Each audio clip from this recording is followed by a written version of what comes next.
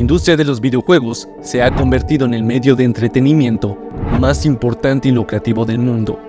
Pero fue un joven físico quien creó el primer videojuego de la historia, sin saber que daría origen a una industria multimillonaria. Sin embargo, su nombre fue borrado de la historia por haber participado en uno de los proyectos más infames de la historia de la humanidad.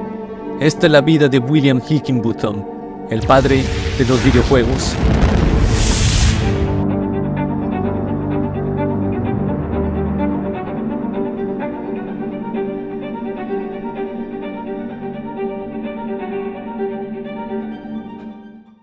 En 1950, en una exposición científica en Toronto, Canadá, un físico de nombre Joseph Cales presentaría un prototipo llamado Birdie the Brain, una enorme computadora con un monitor gigante que corría un primitivo videojuego inspirado en el clásico juego de Tic-Tac-Toe, con el que un jugador real podía competir con la máquina, contando con diferentes niveles de dificultad. Aunque primigenio, algunos lo descartan como el primer videojuego de la historia, por no poder ser jugado por dos personas, ni tampoco por contar con un mando o un joystick para jugar. 2 años más tarde, en 1952, un profesor de la Universidad de Cambridge daría a conocer al mundo OXO como parte de su tesis. Alexander Douglas construiría una computadora que podía ejecutar su videojuego, como lo hizo su contraparte Joseph Cales 2 años antes. Podría ser el amplio favorito para ser considerado como el padre de los videojuegos, excepto por un detalle: al igual que el Birdie the Brain de Joseph Cales, no podía ser jugado por dos personas reales, aunque el invento de Alexander Douglas sí trajo consigo una novedad: el joystick.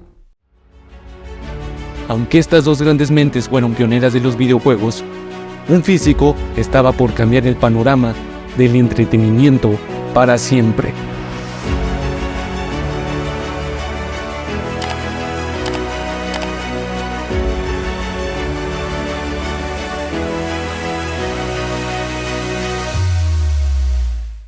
En la década de los 50, en Nueva York, un talentoso físico de nombre William Higginbotham ocupaba el puesto de director de la división de instrumentación de Brookhaven. Daría inicio a una de las industrias más lucrativas del mundo moderno, aunque no viviría para verlo. En 1958 se celebraría una exposición al público de muchos de los proyectos en los que se trabajaba en el laboratorio.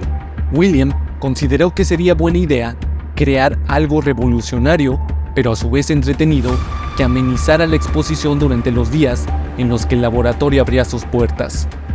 William, quien había trabajado en un sistema complejo de radares para el gobierno estadounidense durante la Segunda Guerra Mundial, pensó en reutilizar este complejo sistema, pero adaptándolo como un juego de tenis. Podía ser controlado por medio de un joystick muy primitivo y robusto, compuesto por 2 botones, uno que permitía golpear la pequeña bola y otro botón que al girarlo permitía al jugador controlar la posición de la raqueta virtual mientras buscaba marcar en campo contrario. Muy parecido al videojuego de la consola Atari, Pong, pero inventado 14 años antes. El primitivo juego se le llamó Tennis for Two. Fue el precursor de toda la industria de los videojuegos. Muchos de los hombres que dieron pie a la industria fueron influenciados directa o indirectamente por William.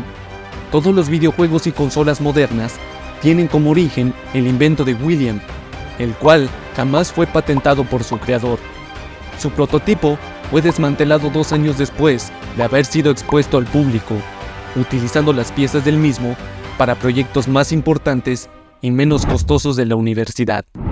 El nombre de William dentro de los videojuegos fue borrado de la historia, pues cuando era muy joven participó en el proyecto más infame y cruel de la historia de la humanidad, proyecto del cual se arrepintió toda su vida, y que haber creado los videojuegos quizá le haya permitido enmendar todos sus crímenes.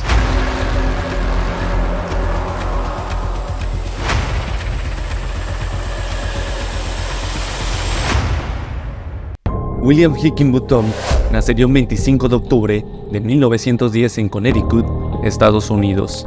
Desde muy joven mostró dotes de científico.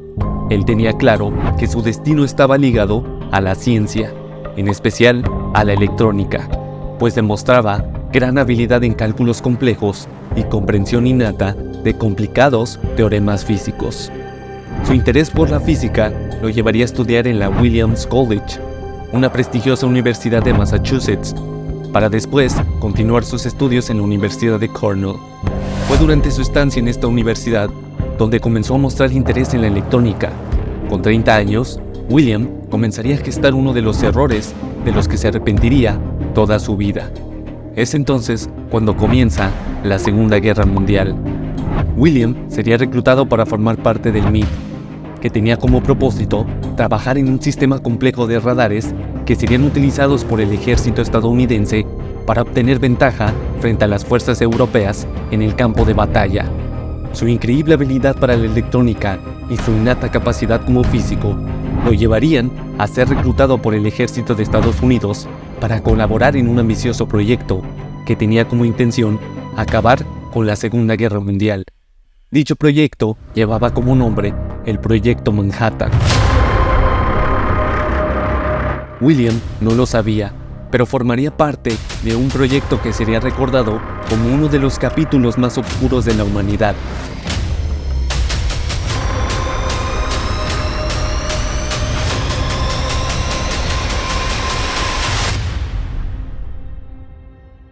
El Little Boy, como fue llamada la bomba atómica construida por el gobierno estadounidense, no habría sido posible sin las mentes brillantes de la época. Enrico Fermi, Leo Szilard, Robert Oppenheimer y William Higginbotham. Todos estos talentosos físicos fueron los que colaboraron en la construcción del arma más letal de la época, algunos con mayor responsabilidad que otros.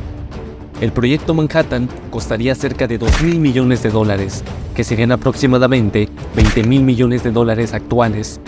Trajo consigo el terror al mundo y la inminente victoria estadounidense en la Segunda Guerra Mundial, poniéndole fin al conflicto bélico, pero dejando atrás una mancha de sangre de más de 200.000 personas fallecidas, algunos por el impacto inicial y otros por la estela radioactiva que había quedado en las ciudades de Hiroshima y Nagasaki. William no solo construyó el radar que le permitía al ejército del tío Sam fijar el lugar exacto de la detonación, fue él mismo quien puso la mira en Hiroshima, pues era quien dirigía el Departamento de Electrónica del Laboratorio Nacional de Los Álamos. William jamás pudo recuperarse de haber colaborado en desarrollar la bomba atómica. Cuando fue capaz de ver los horrores que dejaba a su paso la Little Boy, dirigió su camino hacia la paz, volviéndose un ferviente activista en contra de las armas químicas, al igual que muchos de sus colegas que participaron en el Proyecto Manhattan. Si bien William Higginbotham fue importante para construir el arma nuclear más letal de la historia, William también fue capaz de regalarnos una industria de entretenimiento masivo. Pero para él, su más grande logro fue ser un luchador incansable en contra de las armas químicas. En su lecho de muerte, le confesaría a su hijo: «Soy consciente de que seré recordado como el creador del videojuego, más que por mi lucha incansable en contra de la proliferación de las armas nucleares que realicé hasta el último de mis días».